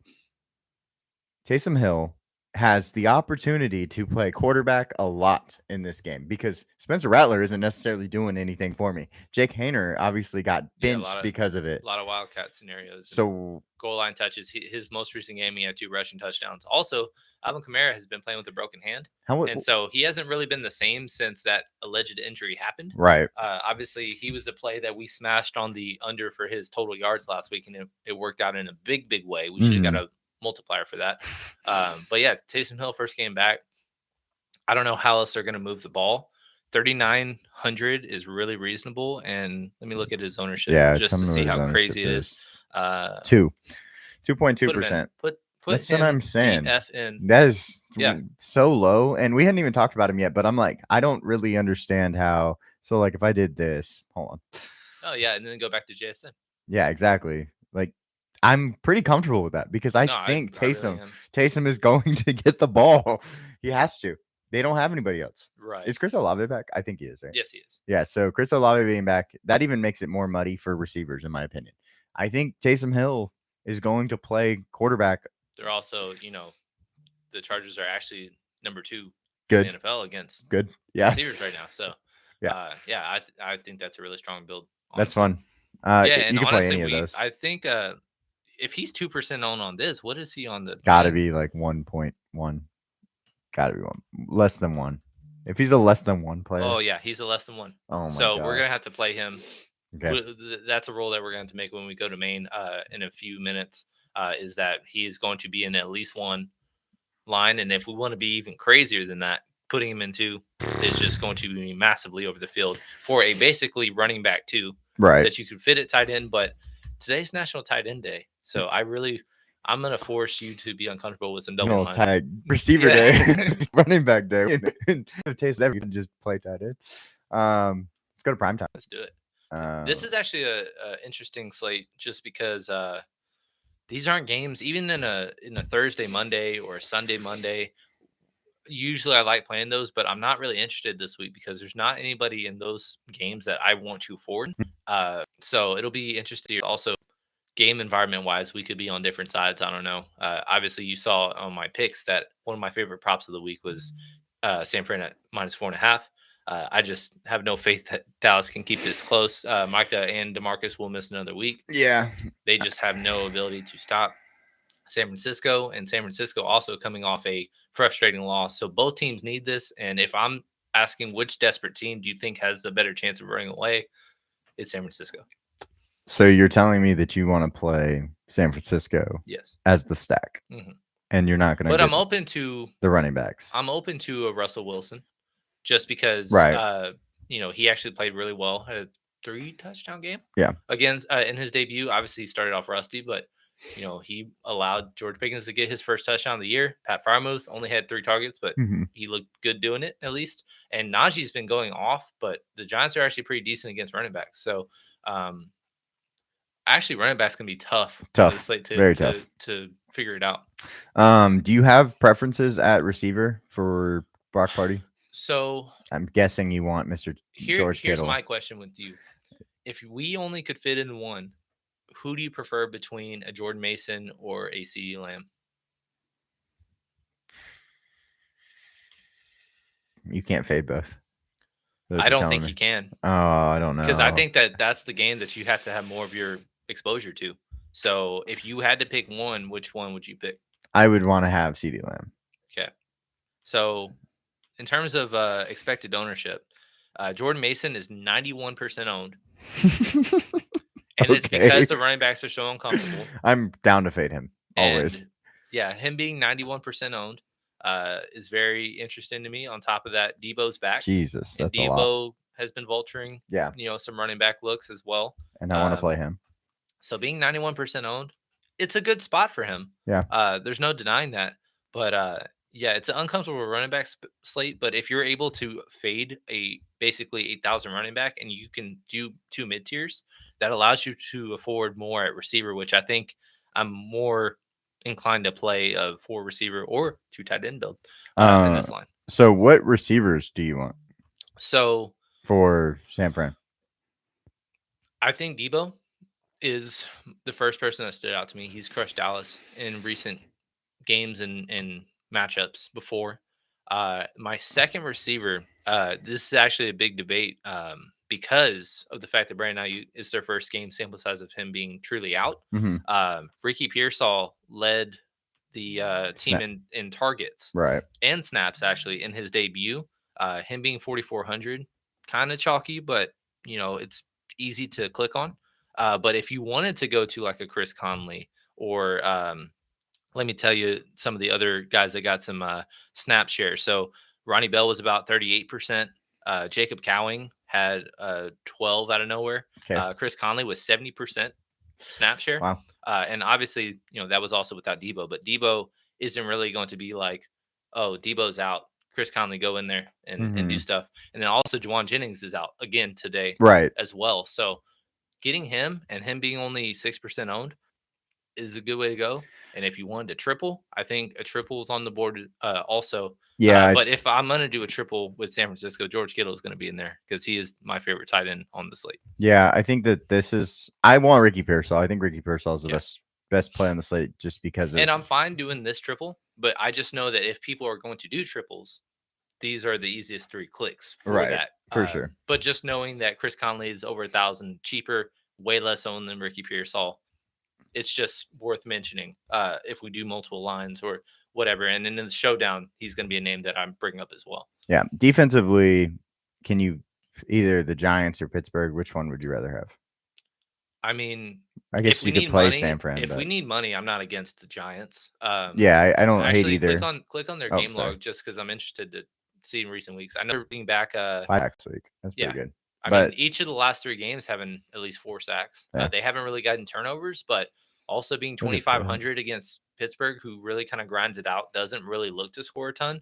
A lot of their points ended up coming, they scored with 20 seconds left for Najee to get over 100 and score, but also a lot of their turnovers were in plus field. Like they got a pick turned all the way down to the 1, and then they punched a touchdown in. So their offensive production in terms of points was really inflated because of that. So if this is a 20-17 game at 2,500, I think is fine to get to. I think this is where I would want to go. I was actually going to pull up the snap counts for Dallas because I believe Rico Dowdle at this point has just kind of run away with it. Well, it is also worth mentioning that Dalvin Cook is going to be active in this game. So especially in the showdown, we're going to bring him up. I don't know if it's worth. They're so ugly. Or actually, what price is he? Is he minimum, or did they bake in any kind of? No, he's the minimum. Yeah. So hey, Hunter Lipke. Hey now. But yeah, I mean, you want to talk about Rico running away? He had 28% of snaps last week. Yeah, but I looked at the snap counts and I was like, oh, well, no one has any. Yeah, so that's why Dalvin's kind of being elevated. It's going to be a true committee. Everybody sucks. And if you want money, if you want to just find a way to fit other things in, I don't care. I'm not against it. He's not going to have any ownership. Well, let's talk about the running back slate is ugly as a whole, anyways. Yeah, let's talk about who we want to play. I guess. I mean, we're getting all the way up to playing CD. Rico Dowdle. As much as we hated Jordan Mason at 91, I'm not playing Rico Dowdle at 42% owned. 42. Oh my God. Yes. Okay. Yeah. So basically, him is 42. Najee's 45 is warranted. He's played well in recent weeks. And Jaylen Warren, since he's returned, he has not really done anything into his workload. Jordan Mason, if you need to get up to him, cool. But I don't know if we can with this specific build. Yeah, with CD. And it doesn't really make sense if you're doing a San Fran triple. I think it's either you're not doing the San Fran stack with Jordan Mason, or if you're doing a triple, just get off him. Yeah, that's where I'm at. So basically, I have 5,200 and it's ugly.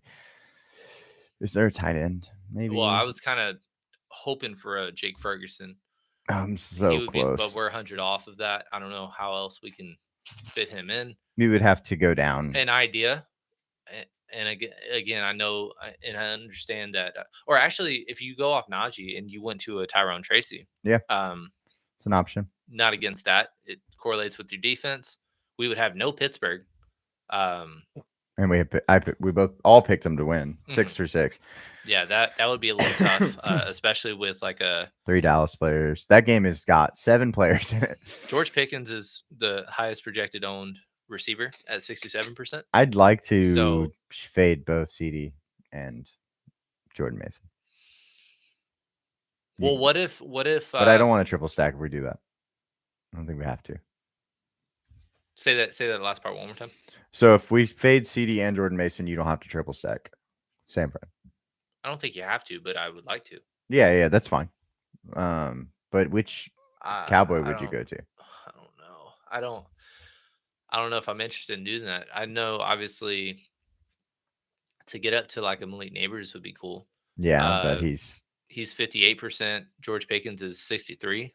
So well, yeah, that's just not going to work, is it? You'd have to take out Debo, or you could go like. There's just not a ton of value. So I think the best way to do this, and I agree, let's do the $4,000 Dalvin Cook. And I think going 7 players from that game is interesting. That's not where I want you. I promise that isn't it. Where'd you go? He's below the fullback. Yeah. And then going with a 53, 52. Oh, you get to pick between Joe and Tolbert. Just from a math perspective, if you wanted to just throw in, yeah, that works, and I'm fine doing that. Yeah. But math-wise, if you wanted to fade a CD and then go up to George Pickens, you can do that, but that leaves you 5 San Fran players. If you really think it's going to be a 40 burger, just like Detroit put up, I mean, not against it. I don't know how many people are going to do 5 San Fran skill players. No, I'm probably not going to. I'm actually more on this lineup. I'm with you here. Okay. So I think this is fine. Dalvin Cook is just a placeholder, basically, because we just hope he touches the ball 10 times. That would be crazy. Yeah, why not? There is no way he touches the ball 10 times. It's not like anybody has earned the right to have him on the sideline. And I don't know why it's taking them so long to elevate him. And I'm not saying that he needs to be the RB1 on the team, but Rico has not done anything to None of them have earn the job. He actually had a season low in snaps, despite still led the team in snaps. Hunter Lipke, the fullback, has been over 30% in 4 straight games. And it's just because he's the best pass blocker. Yeah. And also probably the best pass catcher. Because Rico, again, he just isn't really doing it for us. Fair enough. Dalvin, if you can just channel some kind of energy to just not be awful, that would be awesome. So, yeah, but transitioning to the showdown. Same game. Similar game where I think it's a good offensive environment. We talked about game script for this game, and I don't know, like, what are your thoughts on this game? Obviously, I don't think it'll be close. I have it as 31-17 San Francisco. Yeah, I am on the same page. I actually think the game's going to be lower scoring. I don't think we'll get to the 48 total.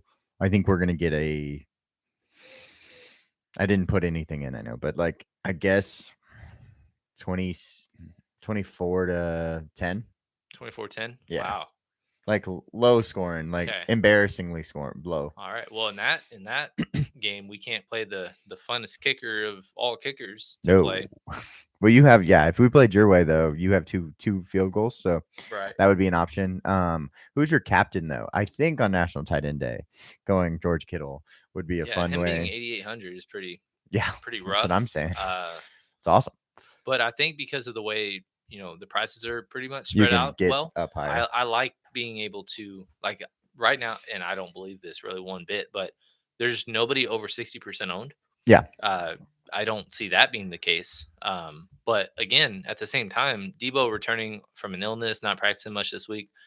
I don't know how much ownership he'll have at 10,000. Fair. Especially with people trying. I think if people do a high-low build where you double down on cheap guys like a Dalvin Cook or a Chris Conley I mentioned earlier or something like that, they're going to try to get to a CD and Jordan Mason, not a Debo, etc. and so on. So, yeah, I mean, who do you want to put a cap, and then we'll build it from there. It'll be easy to build with that. I want to start with a Debo at captain line. Okay, and then Brock. CD's I probably think that's a very tournament-y captain that could score 20. CD's probably got to go in. Yep. Where's Jordan Mason? He's way up. Yeah, he's at 11. Okay, so we're gonna fade Jordan Mason. Maybe. We'll see. In this line, we might have to. Let's go ahead and grab. I want to play Kittle, and I want to play Jake. Just click in Kittle. I want to play Jake, but he's gonna be too much here. Yeah. So. Let's see. Cheap guys, we can get to Ricky Chris Pearsall. Conley's 28. Like I said, 70% of the snaps last week. Him being healthy, I don't mind it. Cowboys defense? No, see. It's a little uncomfortable. What about clicking down to Dalvin? That leaves about 51. I don't think that's enough for Brendan Aubrey. However, it's fun if it did. But it's enough for the other side of the game. Not against that. I think that correlates pretty well. I like getting CD, Dalvin moving up, and then getting my favorite players from San Francisco is always great. And then fading Jordan Mason, who probably will be the highest owned. And Ricky Pearsall. And Ricky Pearsall, actually, too. Yeah. He's an interesting play at 58. Yeah, he'll be highly owned. I think you could probably – sorry, I just got out, but you could do this with him.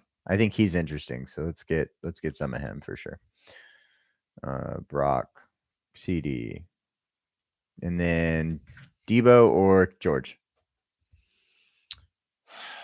Or I hate the or word. Well, we can do both. Let's try it. Yes. It's fine. That's my favorite answer. 25. So basically, that's just too low for. Yeah, we're very close to Conley. $300. I mean, if you don't think that a Dalvin Cook is going to have much of a role, Zeke leading the fair enough. team in snaps last week, being only 24 is pretty reasonable. Yeah, it's uncomfortable, but it's reasonable at least. Yeah, I mean, fine. I'm fine with this line. Yeah, I mean, how to build is probably putting a San Francisco player at cap and going from there with, if you want Jordan Mason, it's expensive, but you can play him and he can have 100 yards. And I think like he's in more games than not, actually, especially recently, where he's been efficient but just has not scored. But Purdy is scoring well, and it's not correlating. It does not correlate because he's much 20 carry and maybe 1 or 2 receptions guy that I don't even know if he's the priority in terms of getting into the red zone and getting looks. So, but it is 10:30. We're gonna start seeing stuff. Higgins is inactive today, so when we do builds, yeah, yeah. Okay.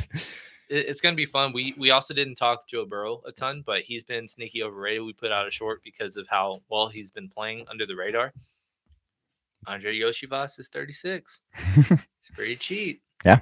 The last time that T. Higgins didn't play, he scored 2 touchdowns. So I'm not against playing a. And on top of that, because of all the ownership going to Cleveland receivers, Tampa Bay receivers, I don't, even with T being out, I don't know how many people are going to just be like, easy click on Yoshi, because even though he's been up in snaps and he just has not really kind of backed down off that. I think he's still been over 66% the entire season, but north of 75 when T's been out.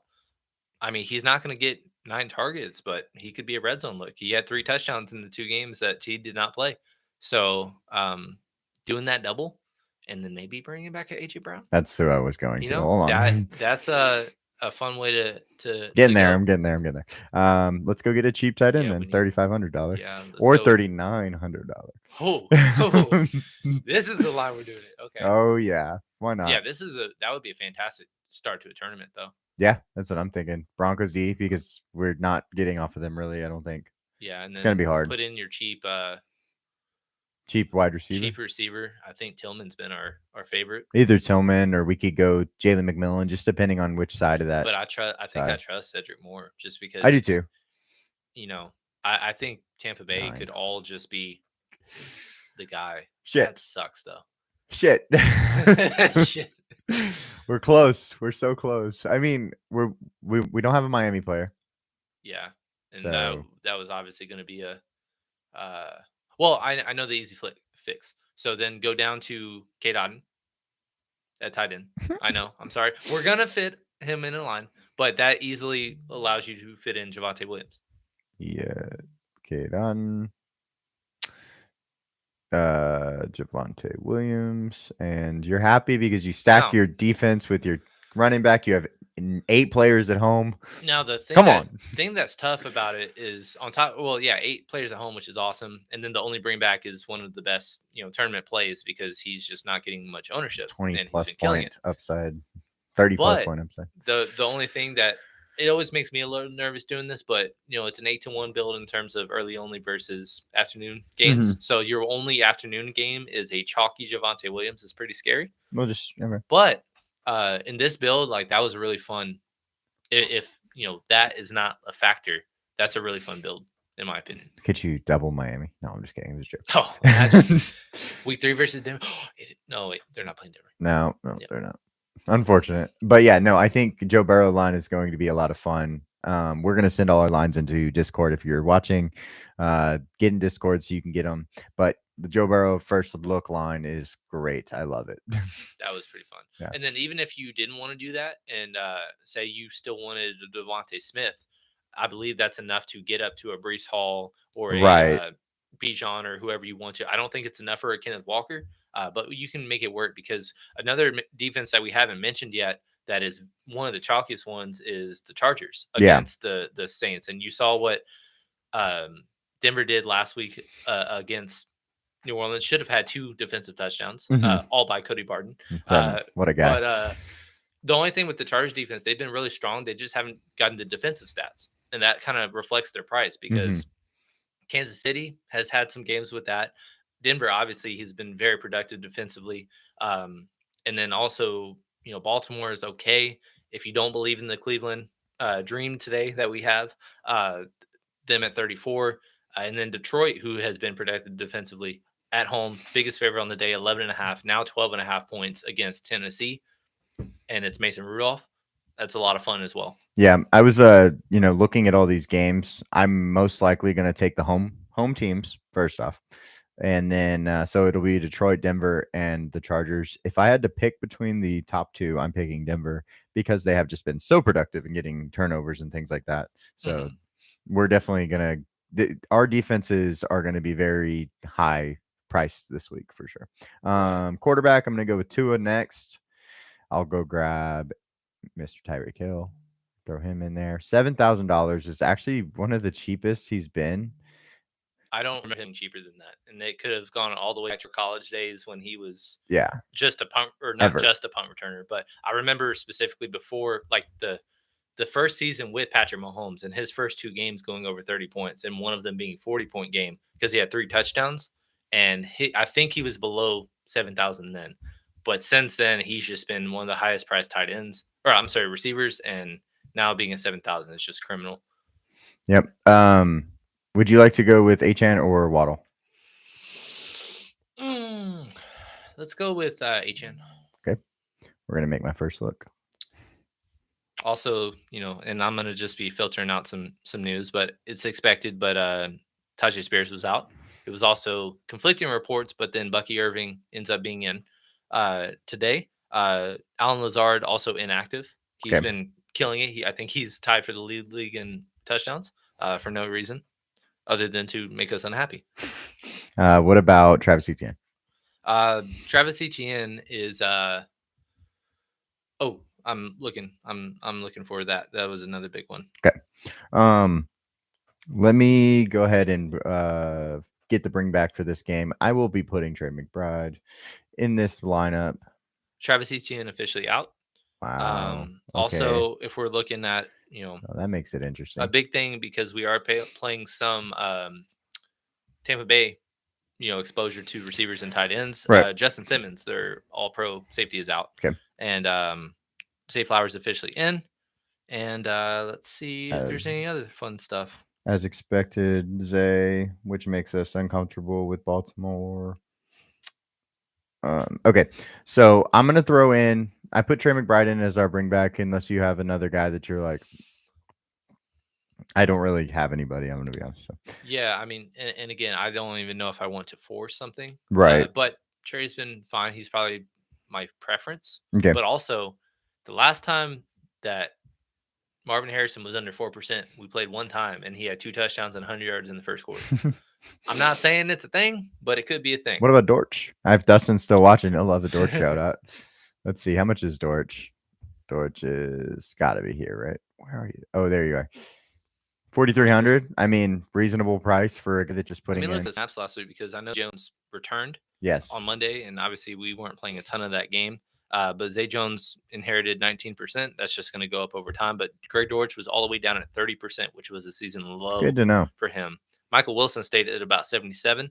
I think he'll probably start splitting reps with Zay. But I mean, if they're not letting Greg Dortch be the main primary slot, right? I don't really know what there is to doing that. But I just love the Dortch. I just love the Marvin Harrison slander. And last time, that happened. Well, it worked out for every of us because we had him in week 1 and then did not have him in week 2, and he went for 130. We played one line with him. One line. Yeah. And that line made a lot of, that was like a 5X line. Exactly. And even though we only had him in one line, we were 6X, 7X to field to him because nobody played him because of the week 1, just lack of production and stuff like that. So his line is all the way down like 46 receiving yards today. Pretty criminal. It's not like an excellent matchup, but it's a good game environment to go back and forth. I'm not going to let you talk me out of it. Okay. It's happening. All right. I'm down to also go with a bring back with J.K. Dobbins. I think that's always an on the table thing. Yeah, he's somebody that we might not get to as much as we want today. Well, JK, and then I guess a really chalky Lad McConkey, which is I guess so. surprising. Where would you like to go after this? So Put back in Cedric Tillman. okay, we're gonna go to the bottom. We're gonna just live and die by Cleveland today. I love it. Jameis Winston, I will live and die by. Deshaun, Okay, not so much. Now with the 65 last is guys a lot. in, that's enough if you wanted to go with a Javonte and a JK. I'm gonna tell you that I probably need. Oh, I don't want to do this. Tank Bigsby. Tank, not against it. Are we fading Tank Bigsby or are we playing Tank Bigsby? Well, I don't know. Let's see. I don't know how quick RotoWire is with their ownership updates, but obviously he's going to pull a lot of ownership off of a Kareem Hunt, right? Because they're the same price, and I think Kareem Hunt's in just as good, if not a better game script wise. Let's see. Tank.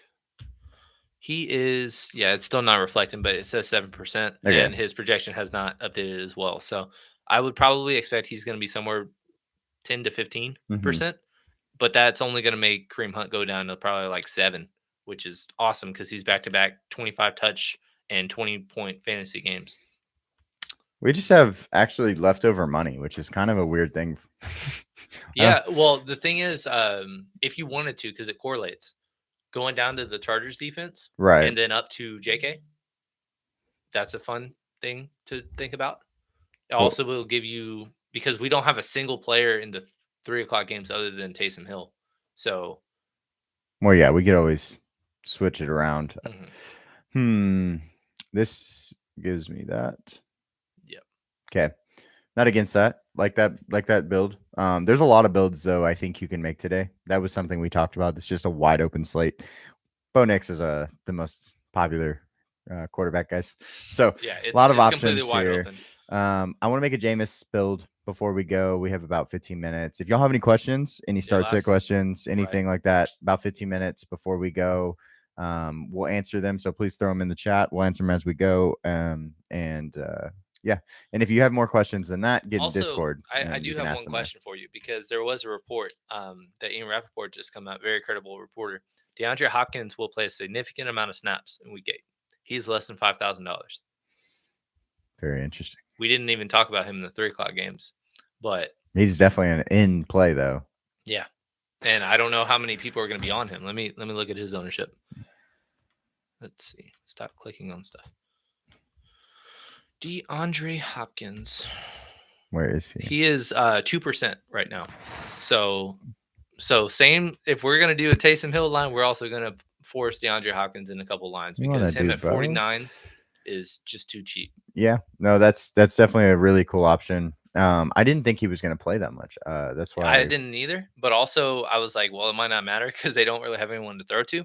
But he could do similar to what Amari Cooper did, where he didn't really start off hot, but then he scored his touchdown and then salvaging to end up with about 16 fantasy points. Right. And at 4,900, not a slate where we're really attacking the, 45 to 5,500. That's the tournament range if you're playing receiver today.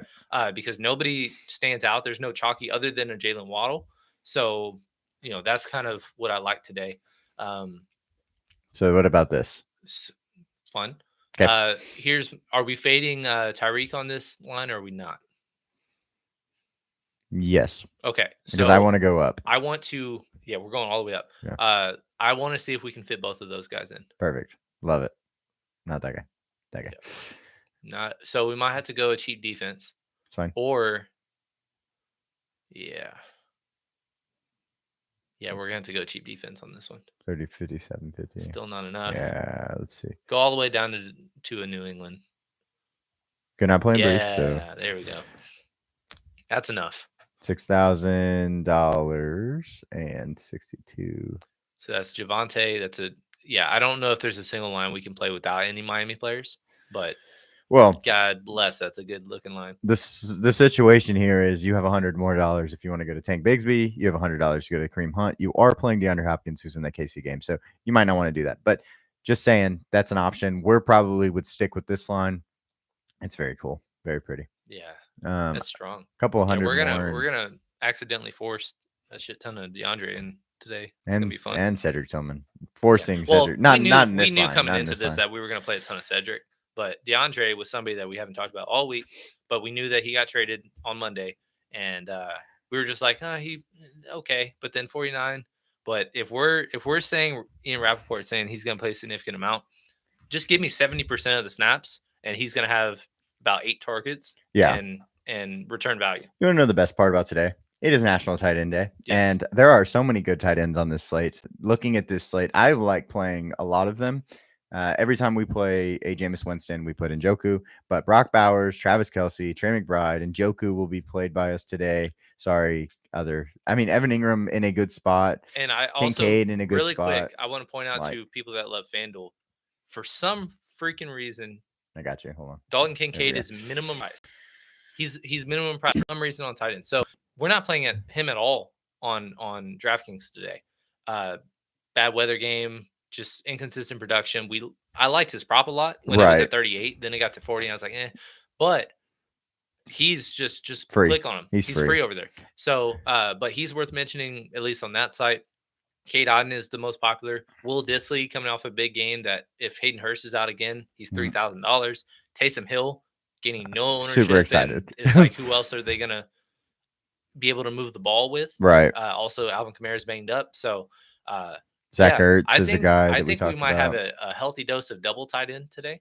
And if not, we're going to have some pretty spread out exposure, because even David Njoku, who we just were like, he's going to be the chalkiest tight end. And, he's 9%. Dude, this week 10 for 14, 76 yards and a touchdown. He had a healthy dosage of targets when it was Deshaun/DTR. Yeah, but when Jameis went in, that was when he scored the touchdown. I love Jameis. So that was kind of start of the week. We were like, we're gonna force him. And so if you're saying I can be double the field with just one, we're probably gonna play 2 lines with David.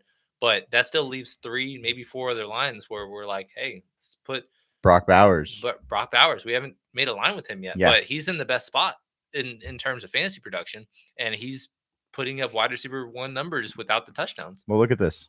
Brock is 2 points above every other, 2.5 points above every other tight end on the whole slate. The majority of Cole Kmet being number 2 was having 3 touchdowns in the last. But other than he was letting them, he has 2 outlier games of 24 plus. But Trey McBride's been consistent. He just hasn't scored yet.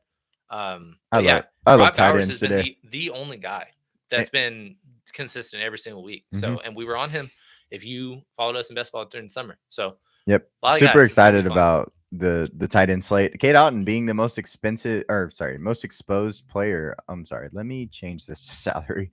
I liked it that way, but get back. Right. But Cade Otton being the most exposed player, he's in a situation where he has no other receivers, like both Mike Evans and Chris Godwin being out. He's the only tight end above 10% ownership. I love all of these tight ends, and I'm so happy that I get to enjoy them on National Tight End Day.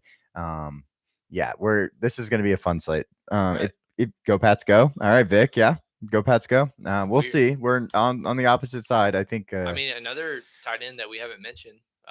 That's had some boom games is Hunter Henry. Yeah, he looked good last week. He's had a couple. He's had 100 yards last week. He had a 100-yard game at halftime in week 2. But the only dud game he has was against the very Jets. So start Drake May. All right. I'm not starting Drake May this week, but unfortunately he gets to play the Jets, man, and they're supposed to be good at defense. I mean, they've been inconsistent, but yeah, they're supposed to be good. Right. Fun slate though. I really enjoyed the slate. I think that the tight ends are going to get some serious love. I love that. Looking at RotoWire, their ownership is just so spread out and not. Yeah, you're not going to get. Today. Yeah, you're not going to get one and then guy. Whatever you want to do. That's essentially how everybody's going to build. And it's going to be fun, and I can't wait for it. So, if there are no other questions, we're going to get out of here, build some final lines. We'll probably send in about 30, 40 minutes in the Discord. So get in there if you have not already, because we're making a lot of money and it's a lot of fun. But yeah, we can't appreciate y'all enough hanging out. We'll be doing a lot of stuff. We have a power ranking video that we got to record this week, do an update for the end of October. And then a ton of other things, obviously, are another fun showdown slate with the Jets and the Texans on Thursday for Halloween. Yep, so should be good. It'll be a good spooky slate for sure. So we can't thank you guys enough. Please like, comment, subscribe if you have not already. And I guess we will see you guys next time. Yeah, we'll see you all. Make sure you check out our college football videos with Dustin, our football academy videos.